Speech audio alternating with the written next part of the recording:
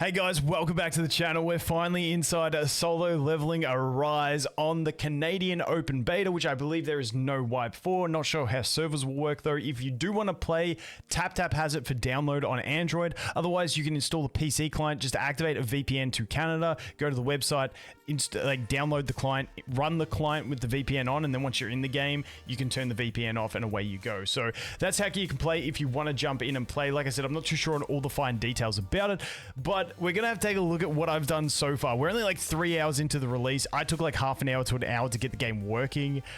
So, you know, we're still early days, so I will miss out on a bunch of stuff. I do apologize, but I will have many more videos.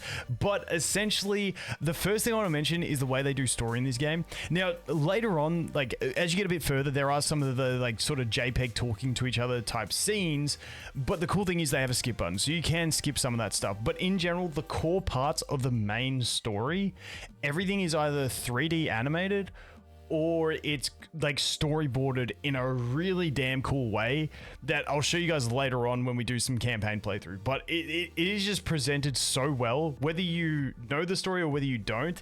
It's just a really good way to consume the story, and I've been enjoying watching through some of the just some of the stuff from the manhwa that I absolutely loved, and just watching it in the way they transition between like 3D style into the storyboards with some extra like animated storyboards is just really cool. And I recommend anyone who's read the manhwa, watched the anime, anything like that, like, it is so fun to do this. Like, it is really fun to play through. But yeah, that's my take on story so far. Let's jump into the other stuff. Okay, so here we are. This is like your home screen. There's no like big open world thing. It's just this little hub that you can run around. I haven't seen it. Maybe there is something else, but the rest of it is instance type combat. I actually like this. I like the fluidity of just jumping to places. Yes, an open world in certain situations is good, but for this style of IP in game, I do actually like this system more. So that's basically what you got. And then you can go to your different things. You also have the drop down menu that you can go to different things. Now, the first thing I want to show you guys is going to be the characters we have. So we got Jinwoo, and this is super cool. They have the like talent point distribution the same as it is in the manhwa or the anime, whatever you're doing. I love this. They got the talent point distribution. I think it is really, really cool. He also has his weapons. You can change weapons, and then you'll get different skills as well that you can unlock along the way. So you've got this whole powering up of Jinwoo. Now, his level is kind of like your account level, so his level is tied to that. And there is only certain content in which you use him. So some content has him, some content you can't use him. So that's the way they sort of balance out the OP-ness. I always say how OP he is. So I think they've done it really cool. Now, I haven't got into every game mode, so I can't go in depth into everything, but that's what we have there. And then we also have our hunters, who is every other character. As you can see, I'm saving up for a big summon session, so I haven't got too many. But then you got these characters, and these are like more like characters in games you used to. You can level them up, then you can dupe them up, and you can go ahead and check all their dupe benefits and stuff like that. And then you've got their weapons as well. And then you've also got their skills, which you can upgrade here as well. So very, if you're used to like Star Rail and stuff like that, or Genshin, it's very similar to those core mechanics in these characters. But I love the fact that we also have Jinwoo, who we can upgrade, and you can play like in those different style of things. Now, I'm going to quickly jump into summons straight away. I'm not going to do any because I'm saving up for a summon video. But essentially, it's a 2500 for 250 per pull. You've got standard banner over here, and you've also got the rate up banner. Now, the rate up banner you're going to be using most of your premium currency for to do summons. You do get a few of them through the game, but you know, you get a way more of these ones, and like you get a ton of these free to play. Like I said, I'm only like an hour or two in. I've already had 20. I've already done a 10 pull as well, so it's quite generous. You do have a rate up list, so you get to select your wish list on who you want to rate up. Honestly, I have no idea who I should be rating up. I'm just putting in random shit and just playing around because I'm just having fun at this stage. So we'll see how we go when we do a summon session.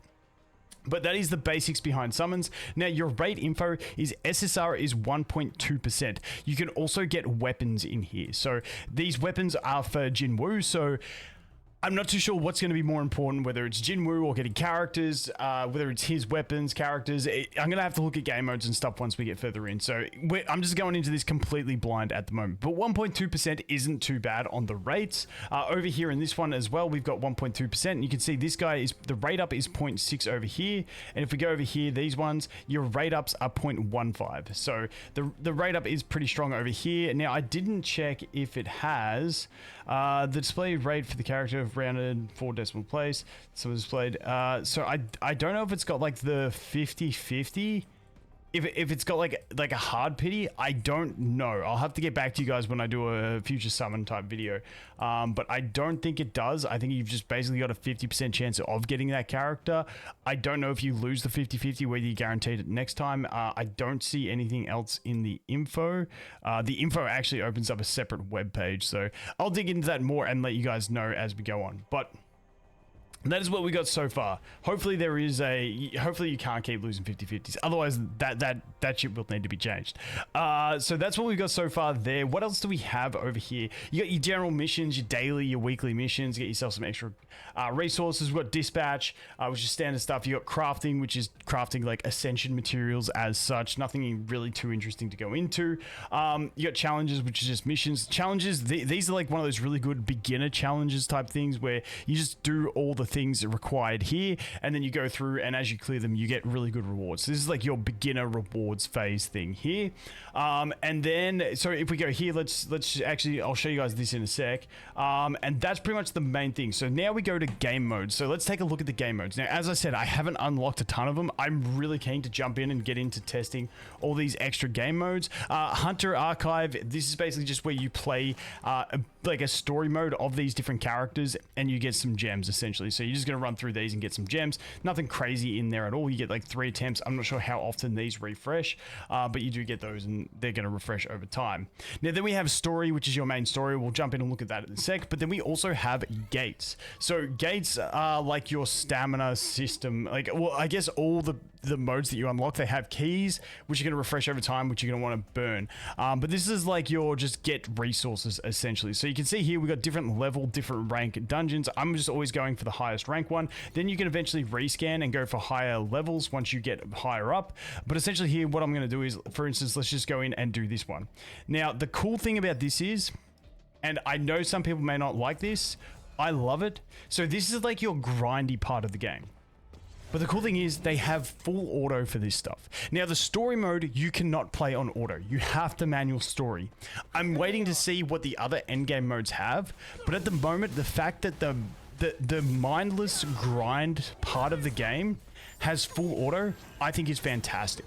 Now, as we're looking at combat, you can see what's going on. So when you're in these stages where you can't bring Jinwoo, when you use another character, it actually like swaps the character.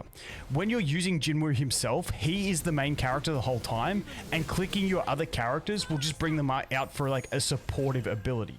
But in the bottom right there, you can see where we've got E and Q. They're your like standard cooldown based abilities. We've got the these guys don't have the F, but you've got the R, and then you've got the shift ability, which is going to be shifting characters in this one. When you're using Jinwoo, it's like a bonus combo attack. So the combat does kind of shift from when you're using not Jinwoo to when you're using Jinwoo, but I think it's all pretty smooth so far. So let's see if we can use an ult here. There she goes. So all the ults have an animation. I have noticed that a lot of the ults do bug out on walls if the enemy is near a wall. Like, not the actual ability itself, but the camera just bugs out a bit. But like I said, I fully appreciate this having a full auto for the mindless grind that we're going to end up doing. Because, yes, I know a lot of people want to play manually when you first get into a game, but that's what the story provides you. You have to play the story manually.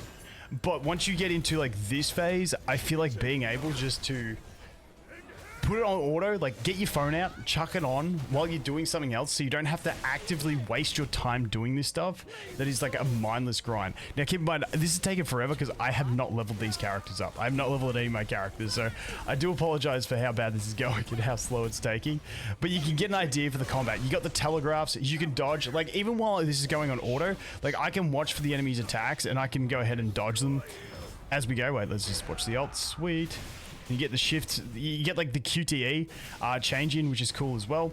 But if I watch for the enemy's attack, you can see I can actually dodge it as well. I shifted characters. You know, the AI does its thing, but you can like actively try and dodge.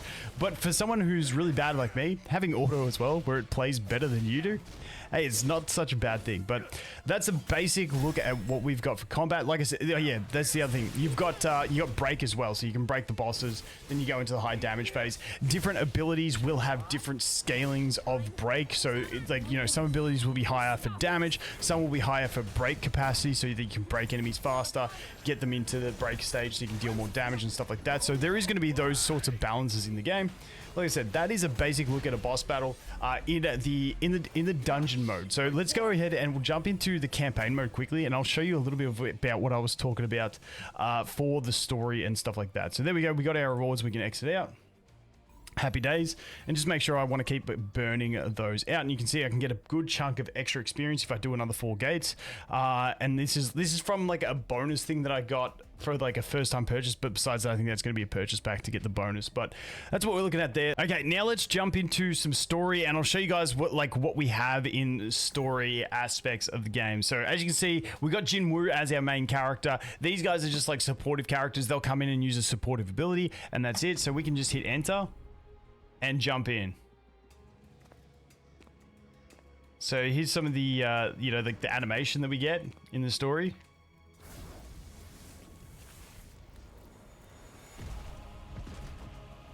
Hopefully they do some storyboard transitions here.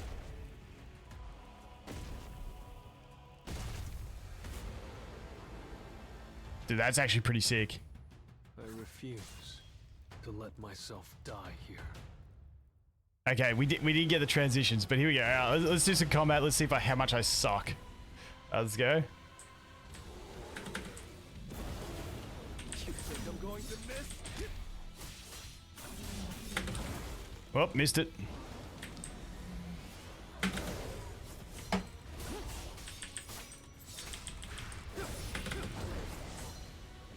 Let's see.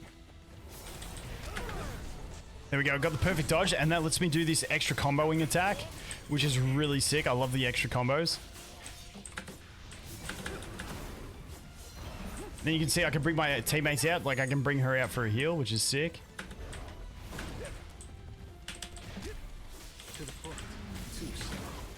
Oh, need that perfect dodge so I can use my follow-up attack. Missed it.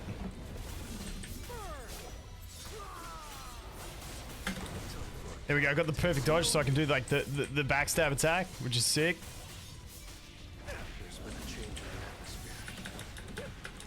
Dude. Oh, I didn't get out quick enough. You think I'm going to miss? Dude, I didn't even see that telegraph. Okay, I got the break, nice. Alright.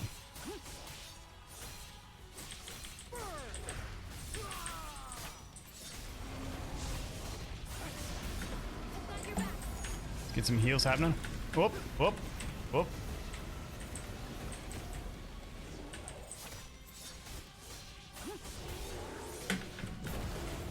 Whoop, whoop, whoop, whoop.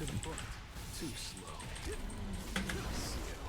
There we go, get the follow-up attack, nice. Into ult, sick. Instant. It's over. And that's a look at combat and stories. Yeah, yes, I suck, but I can't help it. Yeah, this is the storyboarding. Well, if I really have become someone's avatar through this Dude, I system, love this storyboarding. swallow the system whole. Reward 1, accept status recovery.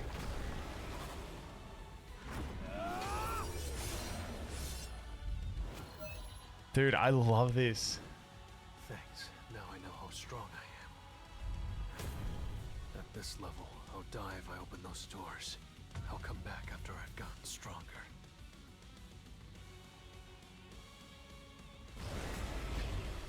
And that's a look at story. Like I said, they deliver the story so well. They deliver it just incredibly well, and I've been thoroughly enjoying just playing through the story, and that's pretty much what we've been doing. There we go, level up 13, get some more attribute points, and away we go, get your loot. Exit out.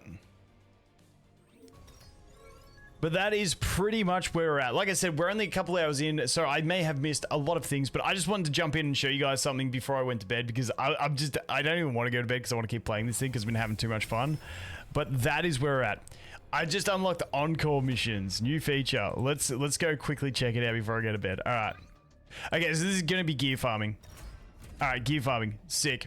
Honestly, you guys know what gear farming is. I'll update you guys later, but that is going to be it for this one. As always, guys, so thanks for watching. I hope you have an awesome day, and I look forward to seeing the next one. Cheers.